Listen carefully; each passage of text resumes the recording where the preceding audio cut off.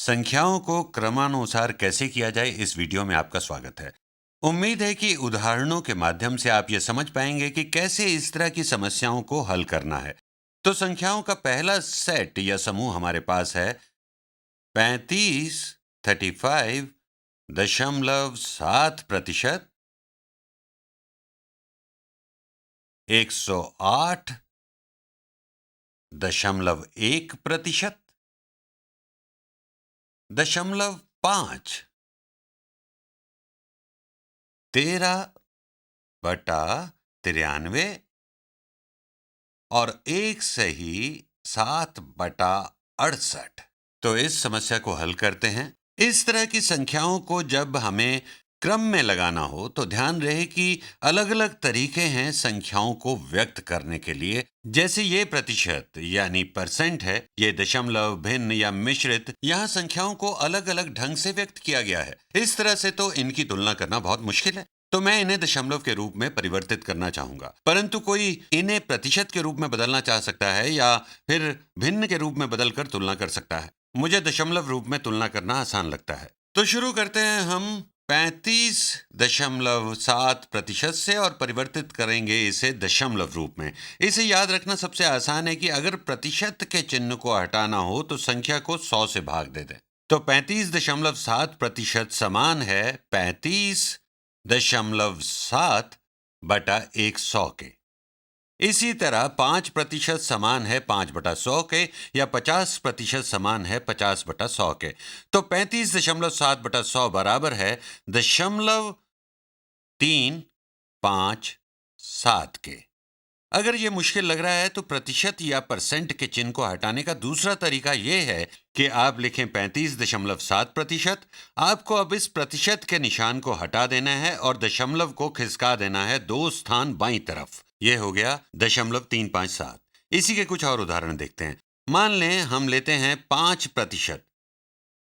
ये समान है 5/100 के और दशमलव वाले तरीके में हमें प्रतिशत का निशान हटाना है और दशमलव को 2 स्थान बाईं तरफ लगाना है। 1, 2, यहाँ 0 लिखते हैं तो हुआ 0.05 जो समान है 0.05 के। आप जानते हैं कि 0.05 और 5/100 समान है। वापस अपनी समस्या की ओर चलते हैं। मैं इसे यहाँ से मिटा देता हूँ, ये बस आपको समझाने के लिए था। तो 35.7 बराबर है 0.357 के। इसी तरह 158.1% के लिए इसी तरीके को अपनाएंगे। प्रतिशत का चिन्ह हटा देंगे और दशमलव को ले जाएंगे 1-2 स्थान बाईं ओर। तो ये बराबर होगा 1.081 के, 1.081 के। तो यहाँ ये स्पष्ट है कि ये छोटा या कम है इससे। ये तो आसान है, ये तो पहले से ही दशमलव के रूप में है, तो यहाँ लिखते हैं डेसिमल 5। अब है 13/93। तो किसी भिन्न को दशमलव के रूप में बदलने के लिए हम उसके अंश को हर से भाग देते हैं। तो करते हैं 93 से हम भाग देंगे 13 को। क्योंकि 13 कम है 93 से तो यहां हम लगाएंगे दशमलव। तो 93 से 130 को भाग देंगे तो यहां आएगा 1। 1 गुणा 93 होता है 93। ये हुआ 10। ये हो जाएगा 2। हमने उधार लिया है तो शेष बचेगा यहां 37। 1 0 यहां उतारेंगे तो 93 कितनी बार जाएगा 370 में। 4 गुणा 93 होता है 372। तो ये यहां जाएगा 3 से 3 बार। 3 गुणा 3, 3 टाइम्स 3, 9, 9। 3 गुणा 9, 27, 27। तो ये किसके बराबर हुआ? ये बराबर हुआ, यहां 0 है तो ये हो गया 10, तो ये हो गया 16 और यहां आ गया 2 और यहां 81। अब देखते हैं कि 93 कितनी बार जाएगा 810 में। लगभग ये जाएगा 8 से। वैसे तो अभी हम इसी तरह और आगे तक भी जा सकते हैं, लेकिन अभी तुलना करने के लिए इतना काफ़ी है। तो हम इसको यहीं तक ही हल करेंगे कि दशमलव वाली संख्याएं हो सकता है ख़त्म ही ना हो, परंतु तुलना हम अभी भी कर सकते हैं। ये है 0.138, ये अभी जारी है, और अंत में ये है मिश्रित भिन्न, मिक्स नंबर। मैं यहाँ अभी कुछ मिटा देता हूँ ताकि आपको कोई कंफ्यूजन ना हो, पर चलो अभी मैं यहाँ करता हूँ। मिश्रित संख्या यानी मिक्स्ड नंबर को दशमलव में बदलने का आसान तरीका है। देखिए, ये तो है 1 और ये भिन्न है जो कि कम है 1 से, या हम इसे बदल सकते हैं भिन्न में, एक विषम भिन्न में यानी इम्प्रॉपर फ्रैक्शन में।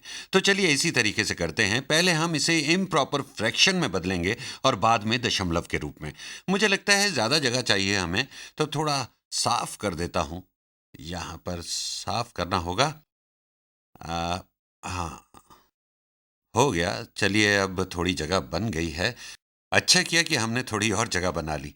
तो एक ये था 1/7/68।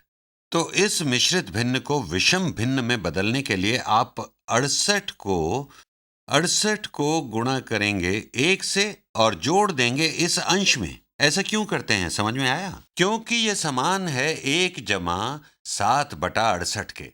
1 से ही 7/68 समान है 1/7/68 के, और इसको हल करना तो आपने भिन्न वाले लेसन में देखा ही है। बराबर है 68/68 जमा 7/68, और ये बराबर है 68 जमा 7, 68 प्लस 7, 75, 75/68 के, 68। तो 1 से ही 7/68 बराबर है 75/68 के, और अब इसे बदलेंगे दशमलव में, जैसे 13/93 को बदला था।